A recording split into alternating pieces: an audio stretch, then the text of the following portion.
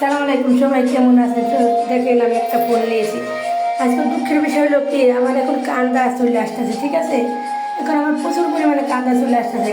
কিন্তু এর আগে কিন্তু যত ফোন কিনা দিছে আমার হাজব্যান্ড সাথে নিয়ে যায়, আমার ফোন কিনা দিছে খুব দামি দামি ফোন। যদি আমি বলছি আমার এখন দুইটা ফোন লাগবে, দুইটা ফোনে আমার কিনা দিছে। যদি বলছি আমার ল্যাপটপ লাগবে, ল্যাপটপই কিনা দিছে। যদি বলছি আমার একবারই শোনো লাগবে, তাও দিছে।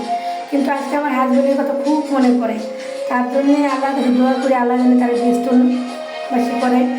তো সে থাকলে আজকে আমার মানে ফোন আমি এতটুকু শোরুমে যাইতাম না, একটা শোরুম দেখে নিয়ে আসতাম। আজকে তার ছাড়া আমি ফোনটা নিয়ে আসলাম।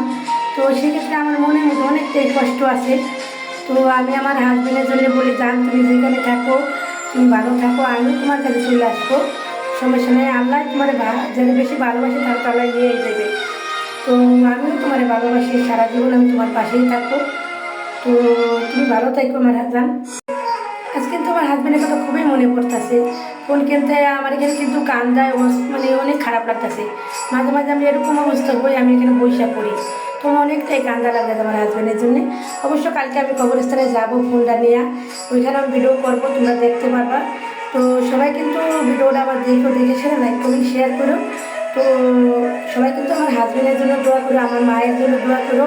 তারা কিন্তু পরকালে চলে গেছে, নাবিরার দেশে চলে গেছে। আমি কিন্তু তাদের জন্য সারা সারা কান্না করি।